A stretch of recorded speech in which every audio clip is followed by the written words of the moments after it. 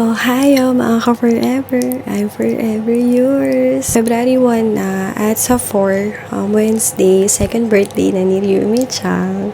At may work na kasi ako, tapos may pasok si Miori, kaya ngayon namin siya isa-celebrate sa Ampaman Museum. Yeah.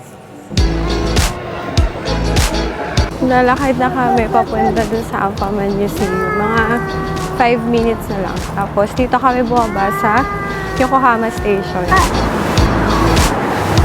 Dareri! Nakarating na nga kami dito sa Ampaman Museum. Sa ticket naman, simula 1-year-old may bayad na. At yung ticket namin ay 2,400 yen each.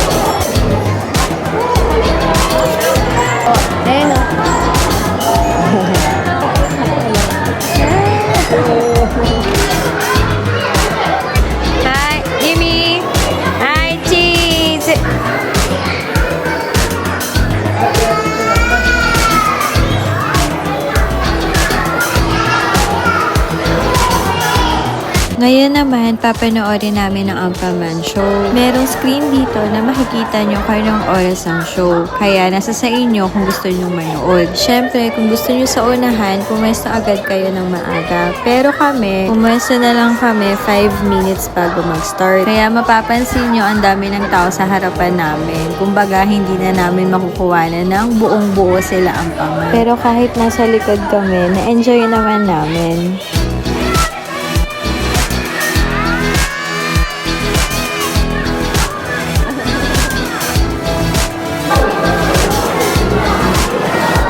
Maraming kainan dito, pero dahil kakain kami mamaya nila mami, hindi na kami kumain. At syempre, mawawala ba naman ang mga Ampaman goods store?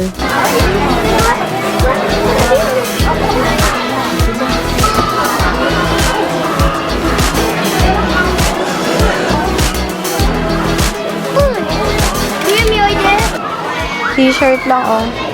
2,200. Magkano? Ano nga sulat?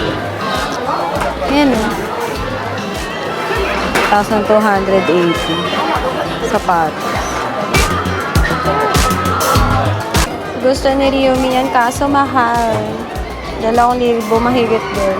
Cheese?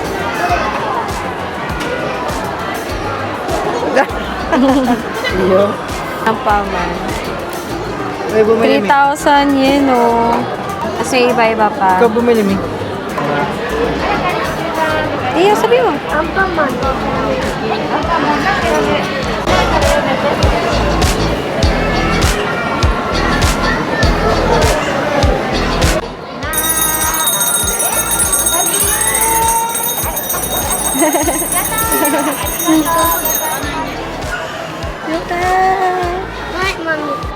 Tara, kape ka.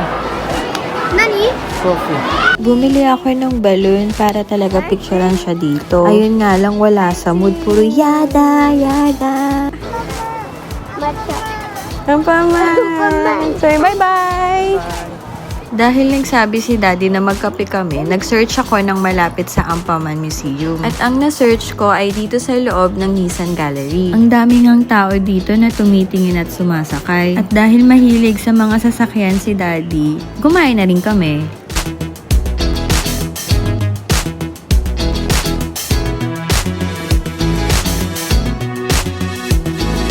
Pagkatapos nito, tinignan na namin yung Starbucks. Yun nga lang, punuan. Kaya hindi na kami tumuloy.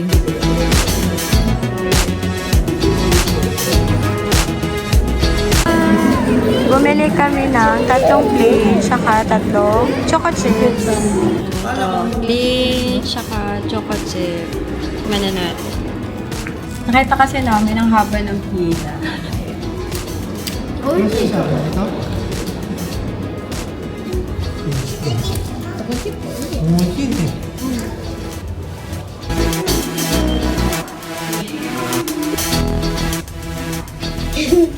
Dito sa shabu yun, nagpa-reserve si Tata.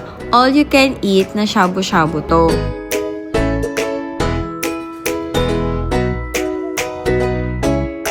Dito, ikaw mismo ang nagluluto ng meat sa kumukulong sabaw sa table. May iba't ibang soup base, tapos unlimited veggies, noodles, rice, at sauces. Depende sa course, pwede kang pumili ng beef, pork, or chicken. Kid-friendly din siya kasi ang colorful ng setup. At syempre, meron silang soft serve ice cream na favorite ng mga bata.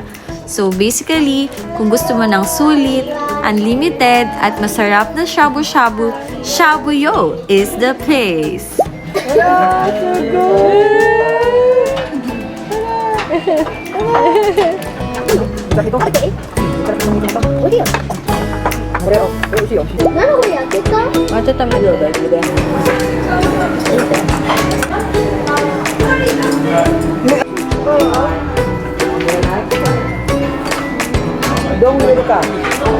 Sige lang. May pa-cake si Tata, shoe cream or cream puff na may whipped cream, strawberry at blueberry. At yan na ang final gift ni Tata. Parang bouquet, no? Iba't ibang snacks na ampaman. Origami mother. Happy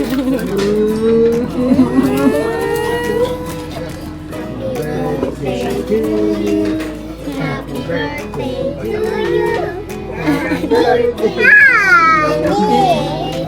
Happy birthday to me. Napagod na ang birthday girl at nakatulog na. Nag-Starbucks lang kami saglit, tapos umuwi na. Konti na lang. Lapit na kami sa bahay. Ano na, mag-10:30 p.m. na. Sobrang enjoy namin ang araw na to. At alam namin na pati yung mga bata. Kaya, dito na lang. Salamat sa panonood sa susunod ulit. Bye-bye! God bless! Bye-bye, Rimi!